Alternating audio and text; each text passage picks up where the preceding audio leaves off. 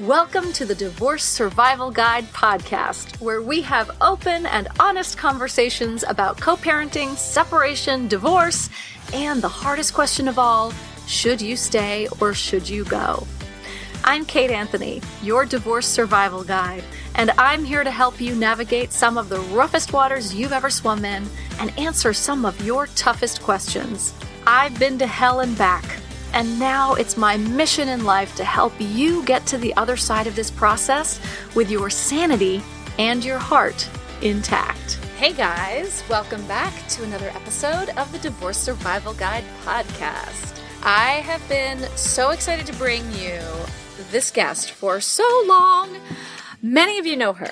Katie Thompson, also known as Katie Thompson Branson, is a member of our Facebook group, Should I Stay or Should I Go, on Facebook, link in the show notes. And she has been such a wonderful help and asset, just an incredible asset to the group to have a licensed therapist in there, sort of picking up the therapy ball. You know, I'm a coach, and there's a difference between coaching and therapy.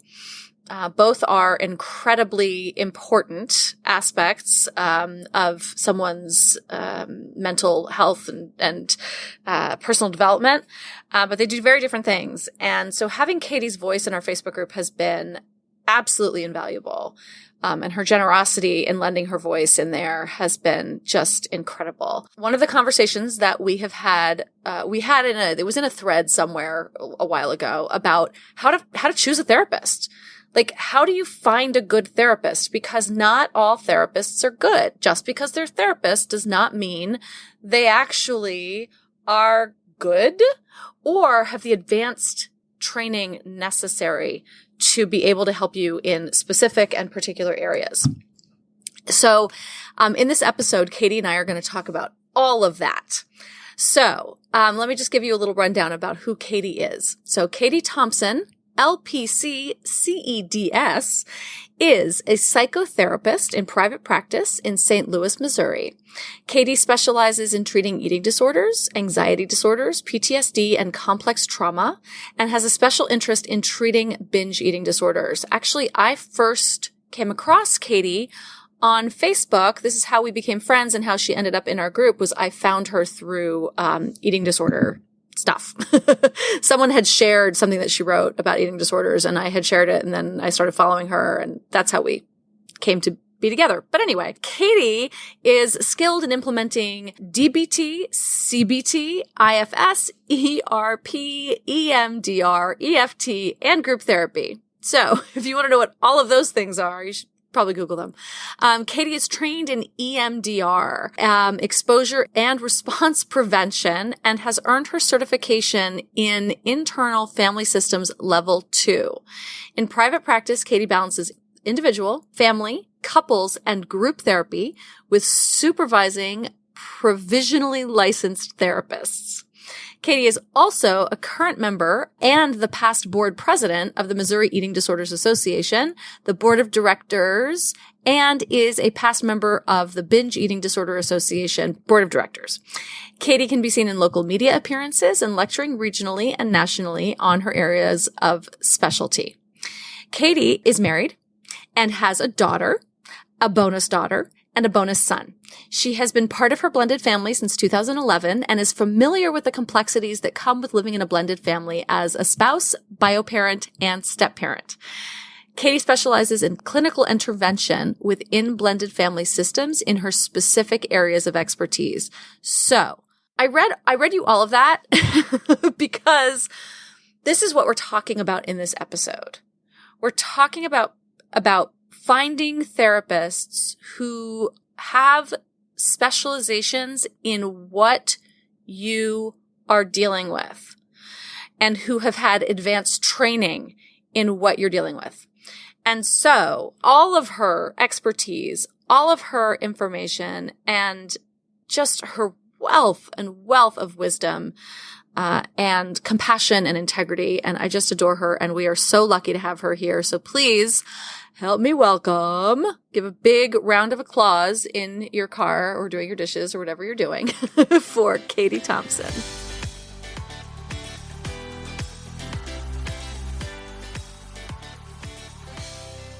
Katie Thompson. I am so fucking excited to have this conversation with you. Finally. Me too. Thanks for inviting me. I think it was I found you after my eating disorder sort of bottoming out. And then we became friends, and now we're like really friends. Yeah, and colleagues.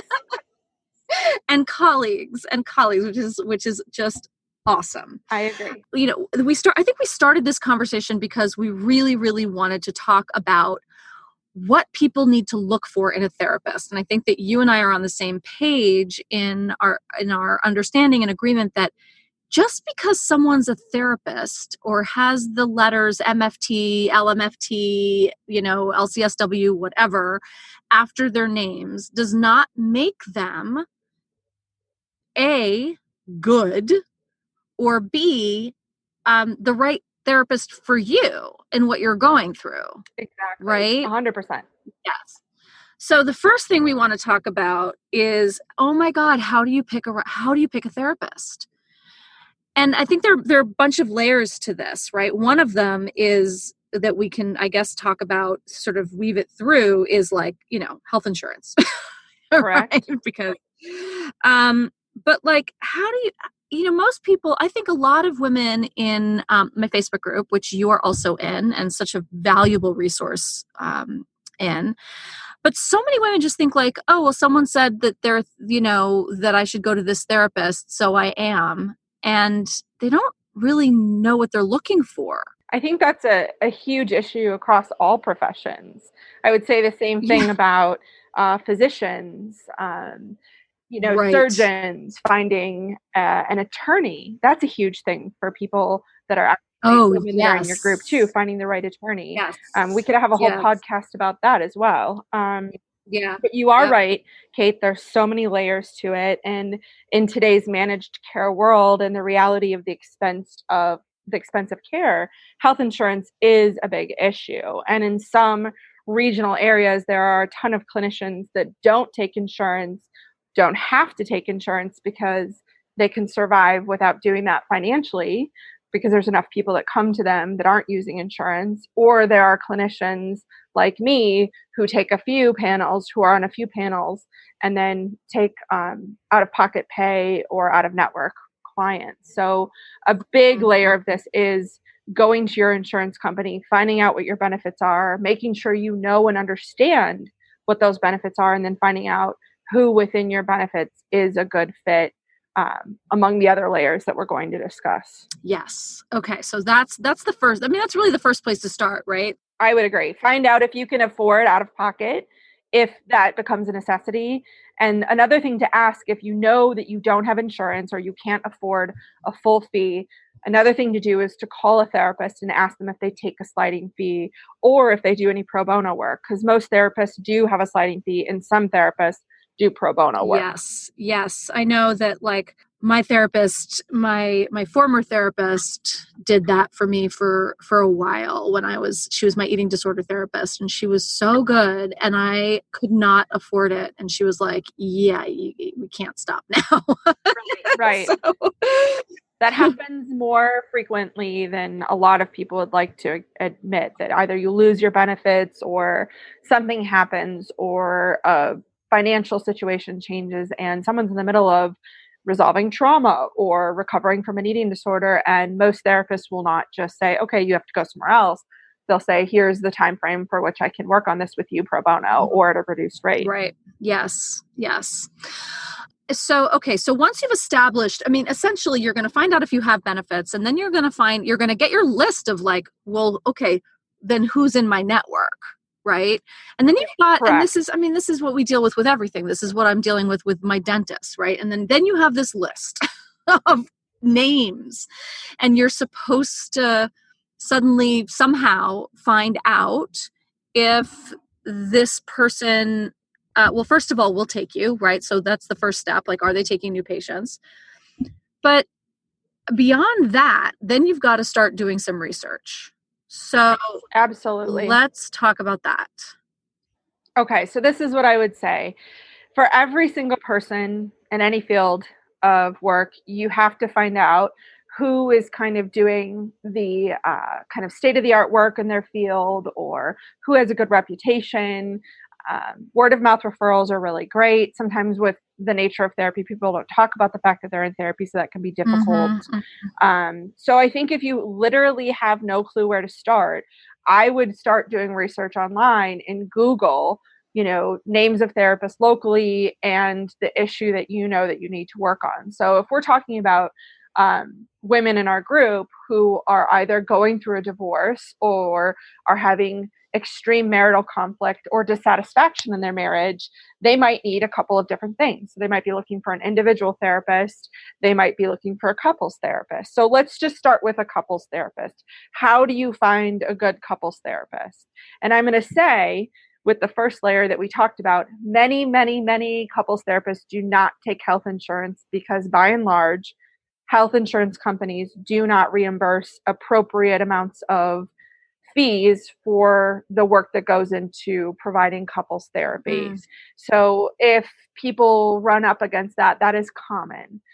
So in fact, many insurance companies reimburse a percentage lower than they do for individual therapy. And so because there's so much involved and so much training involved in becoming a good, effective couples therapist, many couples therapists don't take insurance. So that's something to keep in mind.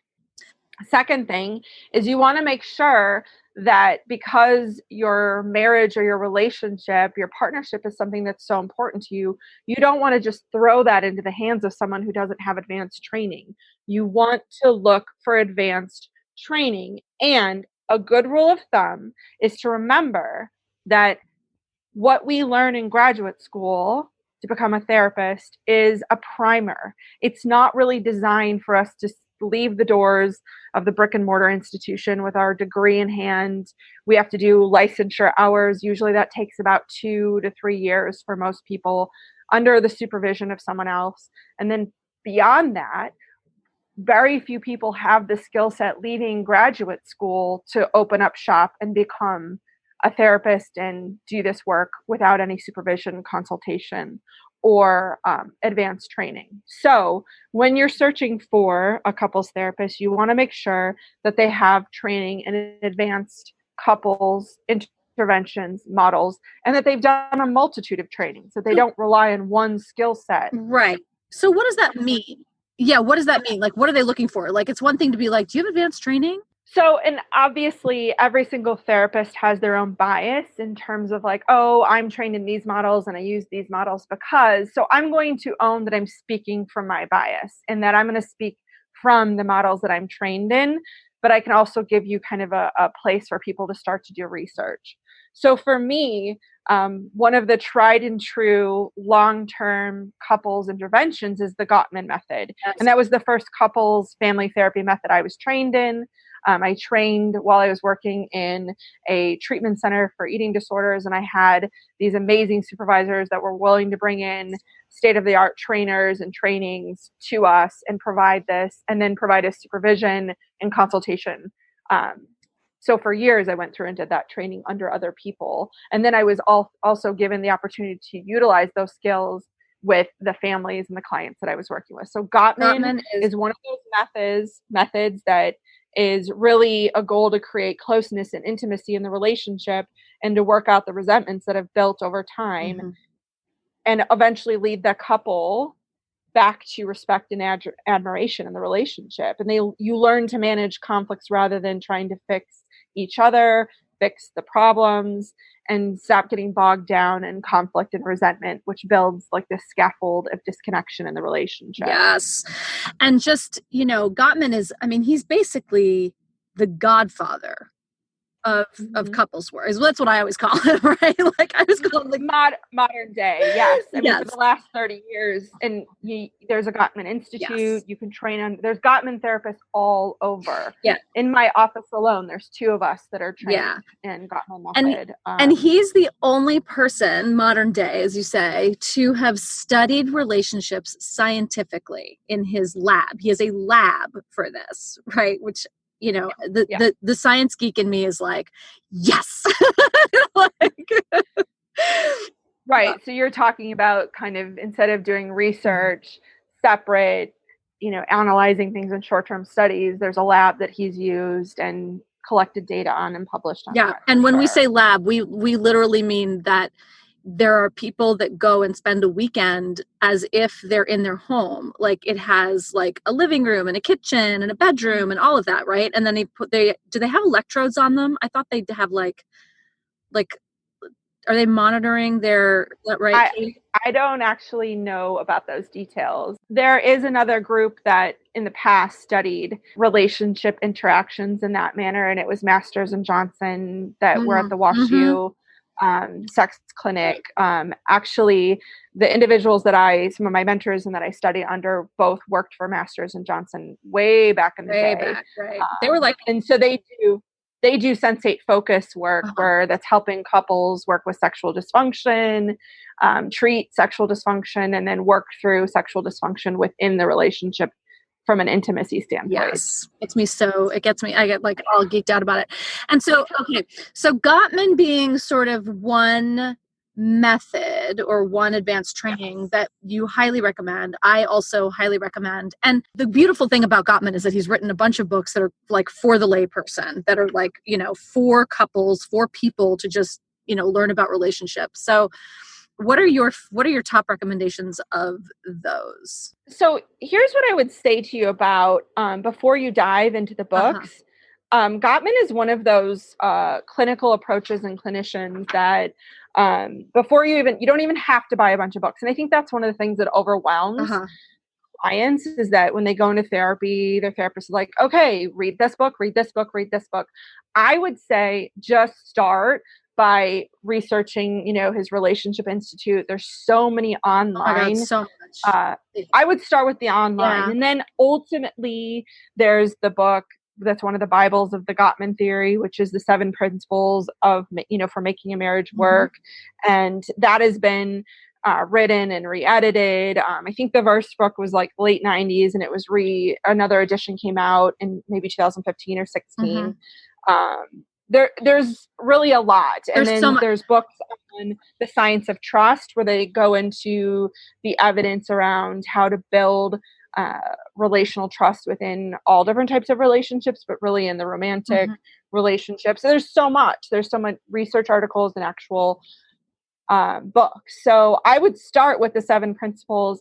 That is sort of like the true blue, right? That's sort of the, Oh, what I was going to say about their website is that they have like little videos that are like really small snippets, like cartoony things that are just really easily digestible. Absolutely. And they love their diagrams and they love their metaphors, which works for people because it's palatable. So it takes this upper echelon research and cognitive clinical language and it boils it down into day-to-day familiar language that everybody can consume, which is one of the things that makes Gottman so usable, user-friendly, and clients love it. Therapists love it, clients love it, and it works. So that's absolutely one of the methods that I would recommend that individuals, women who are looking for a couples therapist for them and their partner, they would look into a Gottman trained therapist. I think the second model for me it's actually become as important, if not more important to me than Gottman, is EFT therapy, which stands for emotionally focused therapy. It is another modern approach. It's a humanistic approach to couples psychotherapy that relies heavily on the science of attachment theory to help a partnership identify the dysfunctional cycle that they end up in within their relationship. And it's really powerful. I went to the training 2 years ago. It was a game changer for me as a clinician and a game changer as someone who exists in a relationship. Yeah, that sounds great. So what is that? Well, so attachment theory, which is, we've done a podcast on it, so we can refer back to previous episodes, but just sort of like, what's the basics of EFT? So it's attachment theory, which is essentially how we relate, how we come together, and how we fall apart. So the theory of attachment is that we all learn how to love and be loved based on the ways that we were raised and treated in our most significant relationships. So for most of us, that's our mom and dad. Mm-hmm. And for some of us, sometimes that's extended family members. It can be, someone else that's raised us, or significant people like coaches or teachers. But for the most part, it's parents. And at the end of the day, the way that we're treated, the things that happen, good, bad, traumatizing, they teach us how to function in relationships and then teach us patterns of relating. And from a schema therapy standpoint, really, if there are maladaptive things that happen repeatedly in our familial relationships through our developmental process, we develop something called an early maladaptive set of schemas that help us navigate and survive in our relationships. Early maladaptive schemas are the same. It's just different language for attachment strategies. So the theory is that EFT takes the understanding of attachment, the science of attachment theory, and applies it to how we come together and fall apart in our relationships, and what we have to own, what our partner has to own, and how we create a unique cycle between the two of us in the relationship that either keeps us together or forces us to fall apart and dysfunction. Yeah. It's just like, I start thinking about it and I'm just like, oh God, we're all so fucked up. Well, here's the good news. Everybody has dysfunction. Yeah. And we all can choose to or not to deal with it. And the more work we put into healing our attachment injuries and the ruptures we create in relationships, the more value we're going to get out of all of our relationships, whether it's our romantic relationships, our parenting relationships. And one thing I always tell my clients when they get distressed about their current relationship and they feel like bolting or running away, I remind them, that's fine. You can do that. You can try to do this work. But whatever you're doing in this relationship that is a part of your cycle of dysfunction, if you don't work on it for yourself, whether you're working on it with you and your partner, you're going to reenact it and recreate it in any significant relationship you end up in. So whether that's with a new partner or with your children or with your bosses and your colleagues at work, it's all about reenactments, which we can talk about when it comes to trauma bonding. Yes, exactly. And, that's what I say all the time in my work, right? That's why 50% of first marriages fail and 68% of second marriages and 74% of third marriages fail, because we think it's the other person, we toss them out, we find another one, and then all the patterns repeat again because we're using the same picker. We're using all the same relationship skills that had us, end our first marriage, right? And if we don't go in and heal those things for ourselves, he may have been an asshole, right? But why did I pick that asshole? Right, exactly. You're basically, in beautiful language, just broke down this whole idea of reenactment, which is this compulsion to repeat the trauma. It's really an attempt that all of us humans have to rework in the present relationship what we couldn't work out in our past relationships. So usually our parental relationships. Right. And while it feels like you can't, for women and men who are stuck in trauma bonds now, it feels like they can't leave him or her who they're acting out their trauma with.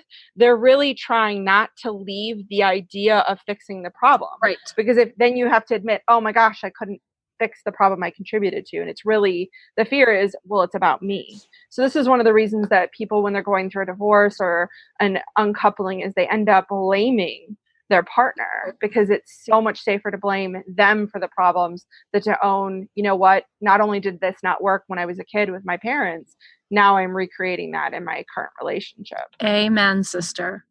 Amen. Okay. All right. So we have Gottman, we have EFT. So again, I'm owning my bias here. I'm also trained in schema therapy, and that is something that I use to inform my work with couples. So what is that? I use it to work. Because I'm not that familiar with that. So schema therapy, everybody talks about cognitive behavioral therapy, CBT, as if it's the end all be all of everything. And really what that comes down, there's a lot of things, that's a whole podcast. We don't have time to get into it, but I like to say that CBT is an umbrella of therapies. And there's all these other therapies that are offshoots of CBT. And so DBT, ERP, which is useful with people with anxiety disorders and OCD, which I'm trained in and I use all the time in my work. Schema therapy is an example of a CBT, an offshoot of it, that was developed to work with people who have perpetual pathological relationship patterns. And then it's been modified to work with people with eating disorders, with couples, people with personality disorders. So it's another kind of newer modern therapy that's based in research. It's evidence-based. And what's the basic? It is cognitive behavioral, right? Is what you're saying. So it is about changing behaviors to maybe perhaps receive better feedback or more connections, but it's it's more of an outside in. It's deeper. It's about changing your relational and behavioral patterns and looking at the things that you learned throughout your developmental period, the things that helped you survive maladaptive environments, which are then creating dysfunction in your day-to-day functioning and all of your relationships. So it helps you take ownership for patterns of behavior, understanding why they formed as a response to trauma or neglect or unmet needs, and then figuring out how those same things that kept you safe in childhood are now creating they're setting you up to create the circumstances in your adult life that were most unfortunate in your childhood. So it's really a breakdown of reenactment. It's a trauma resolution model, and it's based in assessment and theory, and there's a protocol and interventions. Okay. I want to do all these therapies now. I've done a lot of them, but now I want to do all of them again. I can't decide if I want to go to school and learn them or if I want to go and do them myself.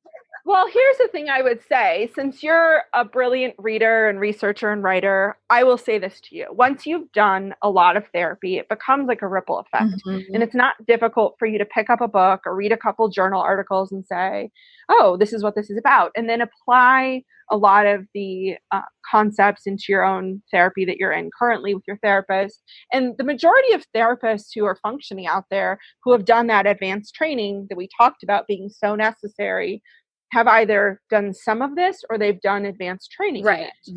So not everybody is going to do advanced training in everything, but what you're looking for when you're looking for a couples therapist is someone that's done a couple of things. And some of them have trained in a lot of different models. And then they've also trained in trauma models for individual work that they apply to the understanding of the couples work that they do. Right. Okay. So that's sort of like I guess those are the broad strokes of what people are looking for in a couples therapist, right? Correct. Now, who should not be in couples therapy? Good question. So in the assessment phase in couples therapy, what you're looking for your couples therapist to be doing is they are creating a relationship in a clinical bond and a kind of a network with your relationship. They're not aligning with either partner of the dyad.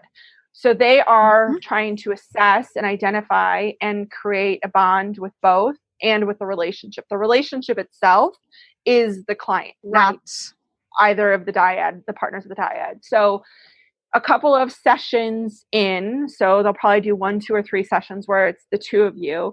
And then in an ideal situation, they're going to say, okay, it's time for me to meet with partner 1 for 1 to 2 sessions and partner 2 for 1 to 2 sessions. And in those individual sessions, they're looking for things that make the couple's work null and void. So one of those things is active abuse, physical, complex emotional abuse, or sexual abuse. If any one of the partner is actively engaged in an affair and they have no willingness to step out of it, that's one thing. An addiction process that they're not willing to look at or own up to is something where, that person would need to be referred out for individual therapy. And you're also looking for agendas, like someone who's trying to come in and make their spouse look bad or their partner look bad, or make themselves look like the angel and them like the demon or the devil or the problem.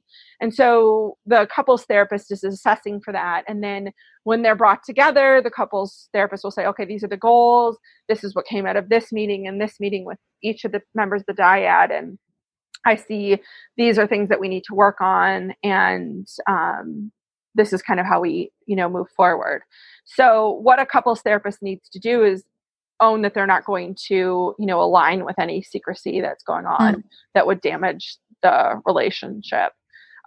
So ultimately, that's a lot. And a lot of times what happens is people are stressed for financial reasons, or they're so anxious to get moving and fix the problems that they're not patient enough to wait for that process to unfold. And sometimes, frankly, I'm going to be very frank with you, Kate, here. Please do. Couples therapists have no business doing couples therapy because they don't understand that they need to create safety within the relationship in this space, and that they have to do that assessment on both sides of the dyad. And not everybody does it that way, but that's just the way my training has been. And the other thing that's really important is that a therapist who's been an individual therapist to one part of the dyad doesn't try to do relational couples work, shifting from working with one partner to working with the relationship, because then there seems to be a lack of safety or bias. In rare situations that can work, but by and large, that's kind of a rule of thumb. Like if I've worked with someone individual, if their partner ever comes into therapy and I'm working with them an individual, it's to support the work of the individual, not for couples work. Does that make sense? It does. And I think this is really, really, really important, because this gets confused. I see it all the time, and you and I have talked about this, and we've seen it in the group, right? Where someone says, that they're now seeing their husband's therapist for couples work, or they're now seeing, their therapist, they're doing couples work with their therapist, or each of them is seeing the therapist individually, long term, and they're doing couples work together.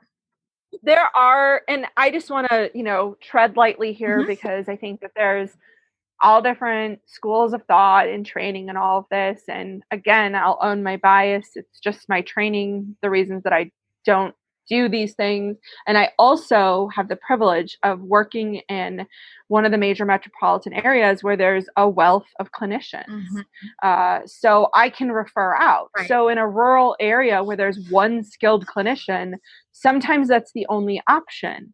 And in those situations, the therapist who's doing the work has to be in consultation with people, whether they're in a national group where they're receiving consultation and they're getting supervision, to make sure they don't step into any of the pitfalls that come up with creating dual relationships like that. Right.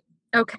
So there are situations where it's unavoidable, and that tends to be in like rural areas or in areas where there's a limited of trained clinicians.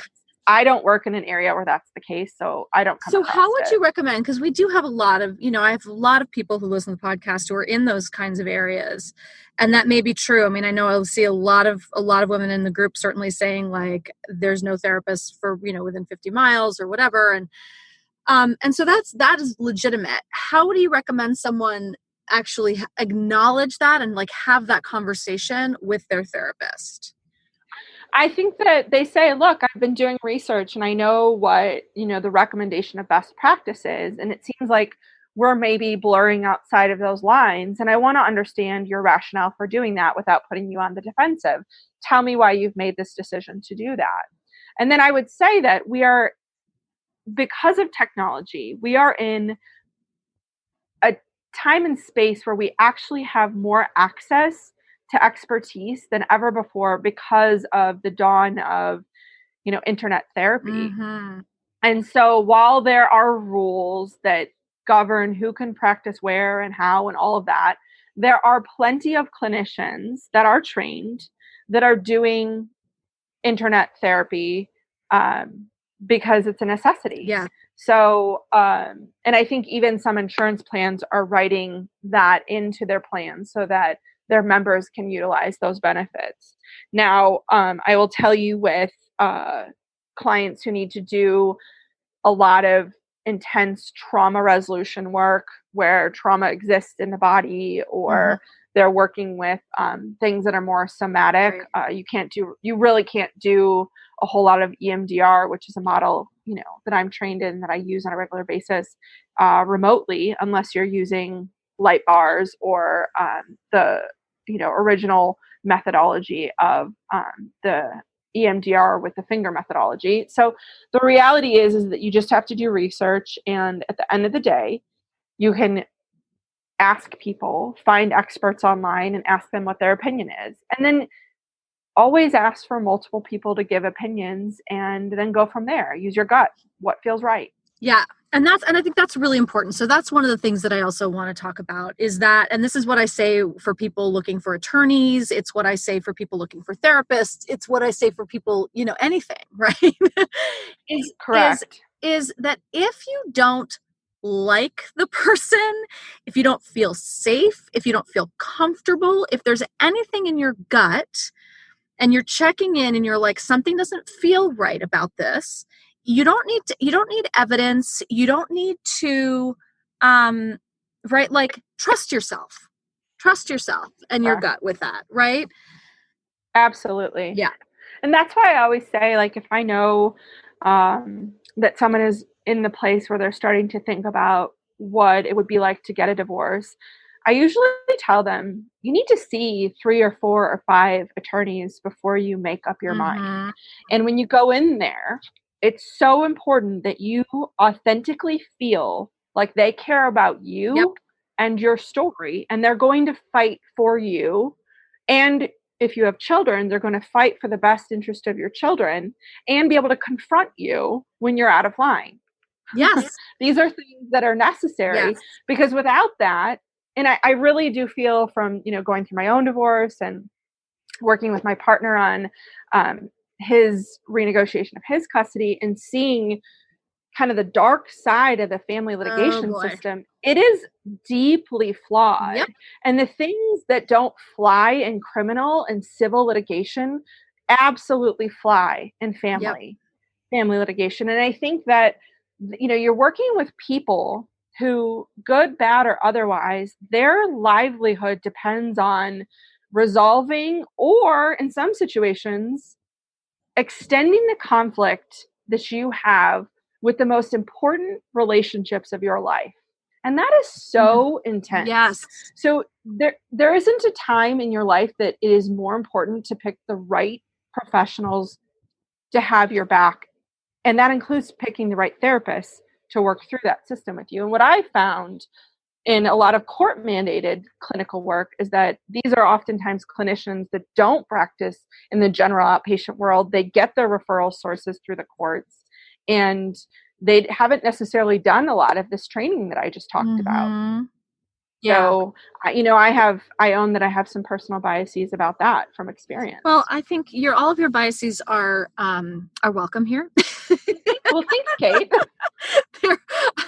I share them, so I got no issue with any of that.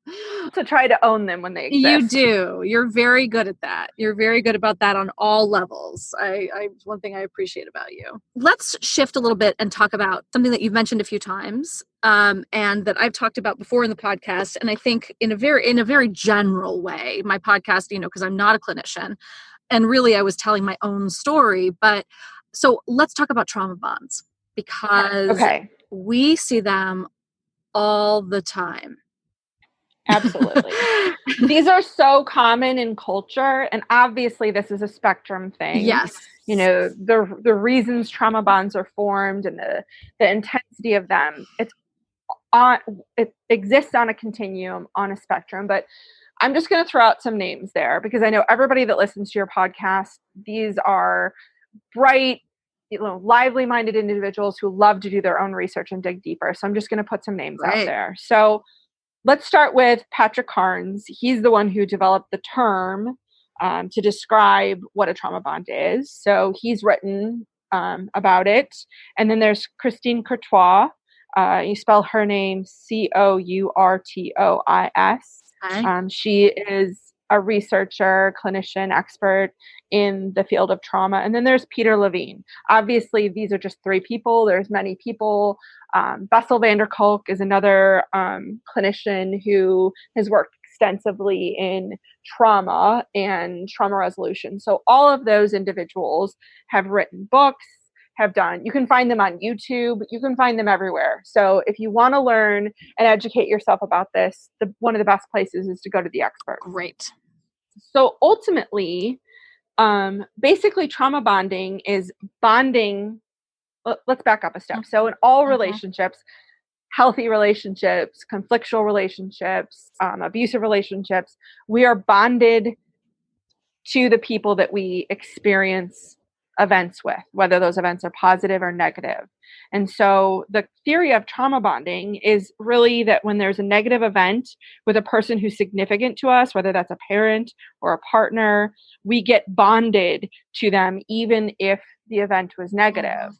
So in the relationship of a parent-child dyad, I want you to think about this. A parent who loves and harms teaches the child to expect love and harm in all relationships. Yes. And they often conflate harm with love. Yes. Right. Yes. And absolutely. I think that is so primary, right? For so many of us, that's like front and center. Absolutely. So, here's a caveat. In all healthy relationships, people make mistakes. They accidentally harm the people they love, whether it's their children, their parent, their spouse, their partner, their sister, their brother. We all accidentally cause harm. What is missing in an abusive relationship is that there's a compulsion around repeating that harm, and there's a couple of components. So a person doesn't take responsibility for the harm that they've created. They often deny, mislead, gaslight. Yeah. Or if you bring to them, oh, you harmed me, they'll say, oh, you're harming me by bringing this to me. So they punish you for bringing the harm to them, or they make it unsafe to bring your needs, emotions, feelings, or desires into the relationship. So ultimately, in cycles of abuse, a person who harms on this continuum. They repeat it. It's compulsive. And then when it happens, they do a multitude of things to deal with it, whether they go into a phase of, I'm so sorry, it will never happen again, or you blew this out of proportion. It's not what you thought it was. You're actually harming me because you're lying on me. You're the manipulator. So there's all sorts of things that happen. But when we have a childhood history of being in an emotionally abusive relationship, a relationship where our parent was supposed to physically or emotionally meet needs and they didn't, so AKA neglect, or we've been in a sexually abusive relationship with a parent, they're setting us up to choose partners to basically reenact that with. Right. And so reenactment is that compulsion to fix in the present what wasn't fixed in the past with our parents or whoever our perpetrator was. And this is sometimes also called an imago match, right? Which is maybe I don't know that language. Oh, the imago. Sounds good. Yeah, it is. I mean, that's basically what it is. It's like it's a mirror, right? It's a mirror. Anyway, it doesn't matter. I talk about imago a lot, but it's Okay.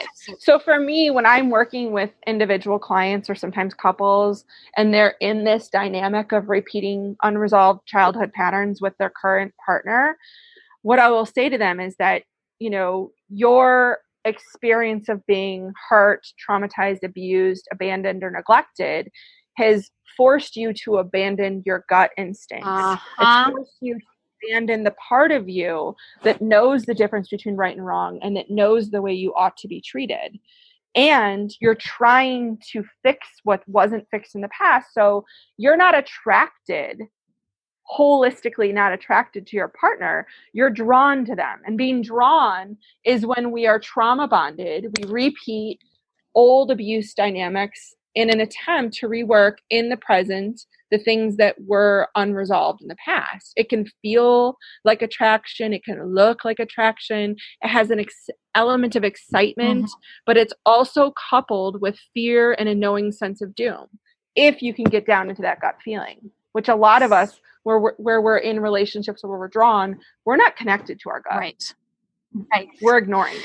Right. Exactly. And often, they say, like, if you like see someone across a crowded room and you get what my girlfriend and I used to call the crazy feeling, right? Yeah. Run the fuck away. That is not love. Run. That is so dangerous. That is your gut telling you, like, Right. get the fuck away. And it's exciting, and it's it's compelling, and it's you're drawn to it, and it's sort of an addictive thing, and it is like the classic sign of toxicity. Yeah. And I would say that part of you that's drawn to the person across the room and it feels exciting and familiar and like you want to go to it, that is the child part inside that was connected to mom who harmed or dad who harmed and paired love with injury. I feel like I want to say that again. Right? Like, it is your child self. It is your unconscious, it's your subconscious child self that is being drawn to these people and will continue to be drawn to this type of person if you don't do the work yourself to heal the original wound. Absolutely. Yes. Couldn't have said it better. Yes. And I think one of the things that I wanted to put out there that we didn't get to talk about is IFS therapy, internal family systems therapy, yes. which is one of the models that I use in individual and couples. And the idea is that you've got to go back and heal the wounds and unburden those parts that have taken on all of these protective mechanisms from injuries throughout the developmental process. And IFS, developed by Dick Schwartz, who's brilliant, is one of the best clinical methods to do that. Another is EMDR, and then there's sensory mode. There's so many things out there. So when you're looking for an individual therapist, you want to find someone who is trained in a bunch of trauma resolution models. If you, in fact, have come to the place where you accept that, yes, you were traumatized by abandonment, neglect, you got physical needs met, but not emotional needs, or for sure, oh yeah, I was physically abused, or I was psychologically abused, or I was sexually abused. You need to be working with someone who's trained in the upper echelon of trauma resolution. Yeah. Okay. Yes. Okay. So trauma bonding. So that's sort of where are we in that conversation about trauma bonding? So that's sort of how you're being drawn to these people, right? Absolutely. I would say that you're looking for, and this goes back to schema therapy. The theory is that human beings will create and look for and seek out familiar danger before they will choose an unfamiliar potential safety. So if what we know is a lack of safety and that's familiar to us, we will choose the familiar danger every day over the unfamiliar potential safety until we learn how not to. So breaking trauma bonding is learning the difference between familiarity and safety and undoing those parts of our brain that are wired to go towards danger. Yes. And then, within a trauma bond, there's often this push and pull, right? Or at least, often that is the dynamic, right? It's the love, it's the danger. Abuse. It's the love, it's the danger, right? It's the love, it's the taking it away. And most people who can acknowledge that they've been in a cycle of abuse, they can say, oh, well, this thing happened. It was so intense. There was an incident. And then there's a small or long period of reconciliation where the abuser tells you, okay, this will never happen again. I'm a changed man. I'm a changed woman. I'm so sorry. I'm going to do this penance. And then there's a period of calm, but then there's this tension building where the abuse is building up again. And this is a cycle. It is a cycle. And it goes on over and over. And really that's that push and pull that you're talking about. Absolutely. And yep. When I was growing up, there was this amusement park by my hometown, and there's this ride called the Scrambler. I don't know what it's called other places, but it's basically this ride that you get on, and there's 2 or 3 of it that sit in it, and it goes in and out and in and out. And the speed picks up until you are sliding back and forth in a pretty painful yet exhilarating rotation. That to me is what the cycle of abuse is. It's like the scramble ride. Yeah. Yeah. I mean, I know it so well, as, my listeners know that, I mean, Yes. I think I've been in many of these relationships because of my own history and my own trauma. But Yes. that one was the most intense I've ever been in. Absolutely. And that one just destroyed me on many, many levels. And one of the things that I ask clients to do a lot is to actually map out their own cycle, right? Because it's one, like, we see the cycle of abuse. There's an infographic of it. We post it in the group every once in a while, and it's really clear. But what I like to do is have people do map their own cycle, right? Like, what is the pattern that repeats in your relationship? Right. Absolutely. And I think, once a person is ready to accept that, they can then move on to that next phase, which is looking back over the course of their lifetime and identifying the different cycles of abuse that they had with other significant individuals. So sometimes for a person, it was not mom and dad. Mom and dad were wonderful. They were loving. They provided. They had, an education offered to them, but they had a coach or a teacher or a friend's uncle or a friend's dad or a friend's mother that was the abuser, that interrupted the safe attachment they had with family, that introduced them to the cycle of abuse. Yes. So it's so crucial for people to go back and look at different significant relationships. Yeah. And people who have been abused love to deny that their abuser was significant to them. Yes. Well, I couldn't do that, but Right. I'm glad that you couldn't, Kate. Helped you dive headfirst into healing, which is wonderful. Yeah. But I have seen it, right? It's like, Absolutely. I mean, I know that I've worked with clients who have said, yeah, like, and I'll say, like, this sounds like some patterns from childhood. Let's talk about your childhood. Oh, no, my childhood was great. Totally healthy. Okay. Well, tell me about your mom. Oh, she blah, blah, blah. And what about your dad? Well, he wasn't really around, and he was pretty angry. So he was mostly not there. And, he hit me every once in a while. And I'm like, oh okay. Like, yeah. That's exactly what I mean, is that people, they have a narrative of what they've told themselves that their childhood is. Yeah. And sometimes until something really awful happens, you don't really go back and face that, oh, wait, there was this 3-year period where things were pretty bad because my parent was traumatized by something and my relationship suffered as a result. Sometimes it's as simple as that. Yeah. Watching a parent lose a loved one, that's grief, and it is an environment that breeds trauma for anybody else who's in that relationship. So some of this stuff, it's not about blame, it's about owning the truth and the ownership of events, of things that took place and how that impacted you, and being honest about it. Yeah, I think that is great. I think that's a really important distinction, right? That, like, for example, like, if somebody died and one of your parents went into a grief, a deep grief, which probably necessitated them sort of pulling love, right, from your experience, right, not being the loving, connected parent that you were used to. That's a trauma that occurred in your bondedness with your mother. It's not your mom's fault. Exactly. I couldn't have said it better. We're not here to blame. We're not necessarily here to blame. I mean, if you were, physically abused or, otherwise, like, deliberately abused, then, like, yeah, we can cast the blame, and it doesn't even matter, right? Because it's now unfortunately, it's your healing. And well, and I think that's one of those things that sometimes the responsibility of healing gets shifted to the person who is abused or perpetrated against. And at the end of the day, there is no expectation. You can choose to do the healing or not. Right. But if you choose not to do the healing, you are, in fact, going to reenact those patterns for certain with your partner, and absolutely with any children you bring into this world. Yes. And this is so break the cycle. Break the cycle. And it literally, the recent studies have suggested that it only takes one generation to break the cycle. As long as Absolutely. if we do the work, we do the hard work, we can stop it right now. If you look back at your family history and you just think that this is destined to keep going, it's not. You can stop it now.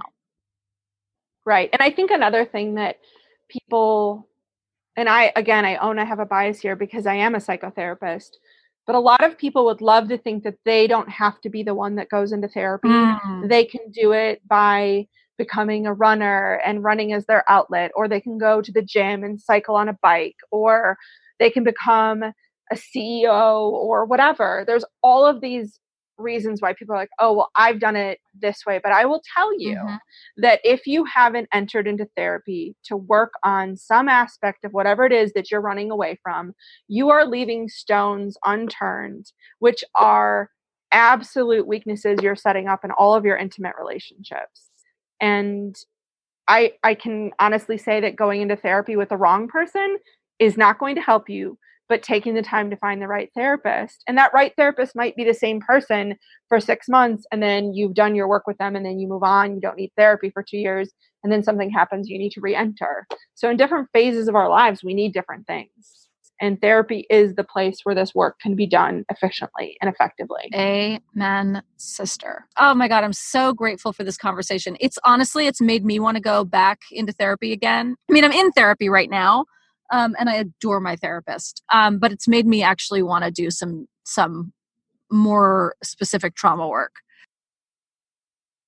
I'm grateful for this conversation too. Thanks for inviting me to be a part of the work that you're doing. You're healing so many people, and you're creating a platform for change and growth, and especially for women to pivot out of abuse cycles, which is, I mean, as I said to you, you and I were actually going through our divorces at a parallel time. Yeah. We just didn't know each other. And if only I had your group, because I felt so alone because nobody I knew was going through what I was going through. And while I knew people that had been through divorces, they weren't people I was going to be vulnerable with.